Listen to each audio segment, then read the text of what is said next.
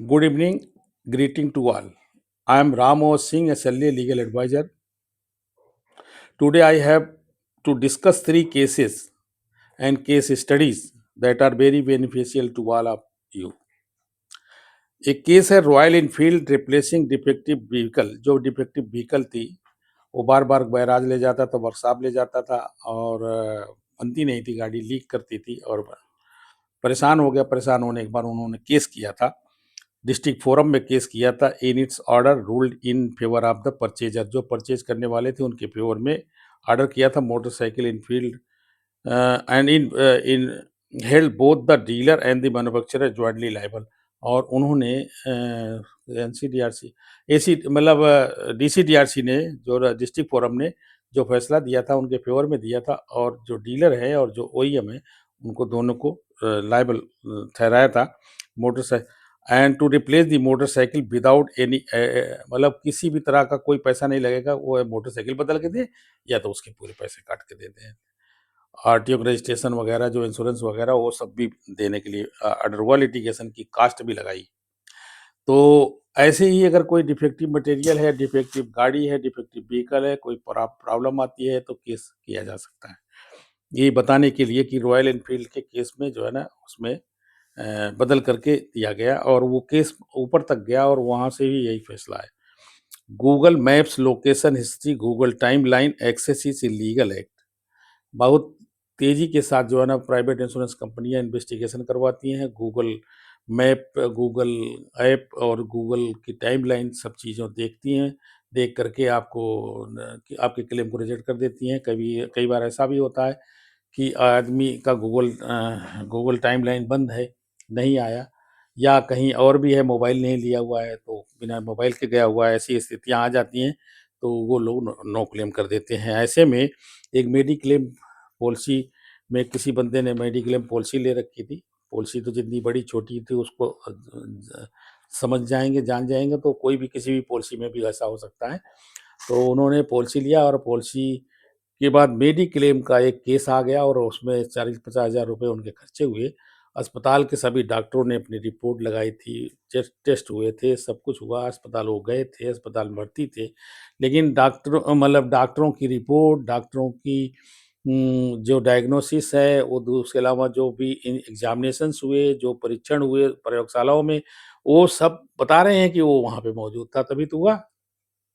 लेकिन इस Google timeline की वजह से जो है ना, इंश्योरेंस कंपनी ने उनका क्लेम रिजेक्ट कर दिया था।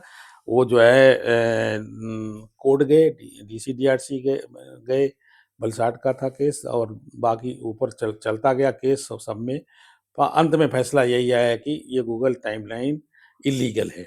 गूगल टाइमलाइन इलीगल है और उसके बेस पर जो है ना, as per details complaint Vallabh Motka had purchased a mediclaim policy of 6.52 lakh from GoDigit। GoDigit का केस था और उसमें फिर इंश्योरेंस कंपनी को ऑर्डर हुआ कि वो उनका क्लेम पे करे, और ऐसे टाइमलाइंस को नहीं कर सकते हैं। Private companies are rejecting the insurance claims on investigators illegal Google timeline data. एक गूगल टाइमलाइन डेटा से कर रही हैं और दैट इज इलीगल आल्सो, वो इलीगल है।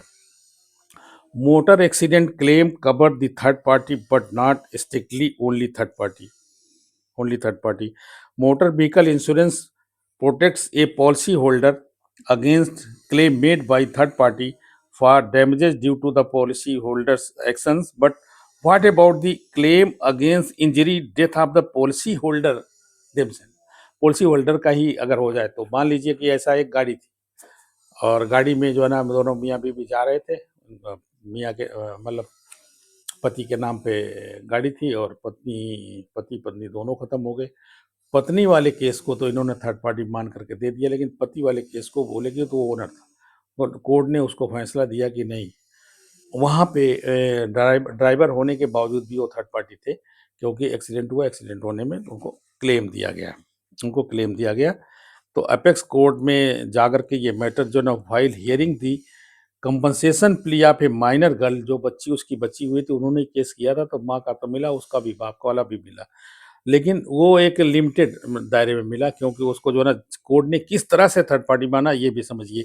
ए bench of justice Sudhanshu Dhulia and K. Binod Chandran said Section 163A of the Motor Vehicle Act would be invoked for such a claim as it is a special provision which overrides not only all the provisions of the Act but also any other law in force for the time being. जो 163 अपने आप में third party के लिए बोल रहा है ना, वो और को सबको सुपरसीड कर देता है.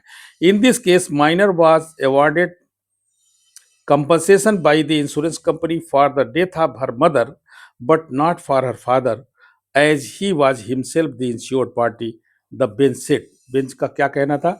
A claim under section 163A as per the words employed in the provision according to us covers every claim and is not restricted to a third party claims without any requirement of negligence if death or permanent disability is caused by the reason of the motor vehicle accident.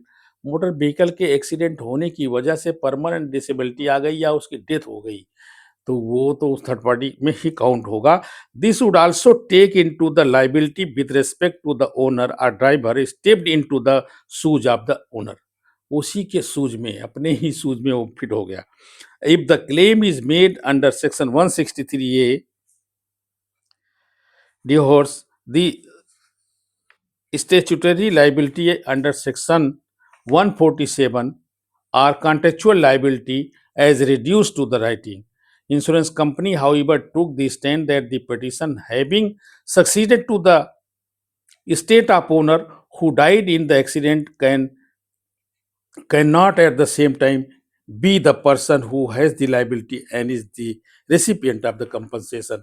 He is not actually the recipient of the compensation. Compensation तो उसके वारिस को मिल रहा है और वो उसी accident की होने की वजह से ही उसकी डेथ हुई है. तो यहाँ पे कंपनसेशन कोर्ट ने दिया है. Supreme court order on contributory negligence. Supreme court का एक और केस बड़ा अच्छा डिसीजन था. कंट्रीब्यूटरी बेस पे using brakes of a sudden in the middle of a road are not maintaining sufficient space distance from running vehicle make a person liable for an accident. अगर आप बीच सड़क में break मारते हैं तो भी लाइबिलिटी आप पे आ सकती है, और आप जो है ना अगर दूरी नहीं मेंटेन कर रहे हैं, दूरी मेंटेन करनी पड़ती है ना दो गाड़ियों के बीच में, वो नहीं मेंटेन कर रहे तो भी आपकी लाइबिलिटी आ जाएगी. तीसरा, अगर आप किसी आदमी को कुचल देते हैं या किसी वजह से, नेग्लिजेंस की वजह से या इग्नोरेंस की वजह से या किसी और ऑल ऑफ सडन एक्सीडेंटल की वजह से, तो वो ये केस बड़ा मज़ेदार है. इस केस में क्या हुआ कि एक कार वाले जा रहे थे, कार वाले ने ब्रेक मारा अचानक बीच सड़क में. पीछे मोटरसाइकिल वाले थे, वो डिस्टेंस मेंटेन नहीं किए हुए थे, उन्होंने उनको ठोंक दिया. ठोंक देने के बाद जंप करके गिर गए तो दूसरी तरफ से ट्रक आई, उड़ा के चली गई. तो वो वही है, वहाँ पे कंट्रीब्यूटरी इन्होंने कोर्ट ने इनको कंपनसेशन दिया. मीन्स कंपनसेशन दिया उसका.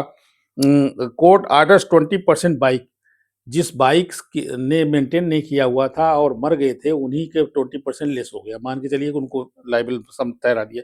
50% कार वाले को देना पड़ा और 30% ट्रक वाले को देना पड़ा. 30% ट्रक वाले को देना पड़ा.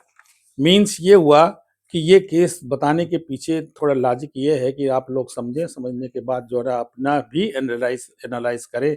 और कोर्टों के आर्डर हैं और इन आर्डरों पे के बेस पे ही दूसरे और भी आर्डर होते हैं. Thank you very much. नमस्ते, प्रणाम. लाइक करें, सब्सक्राइब करें, शेयर करें.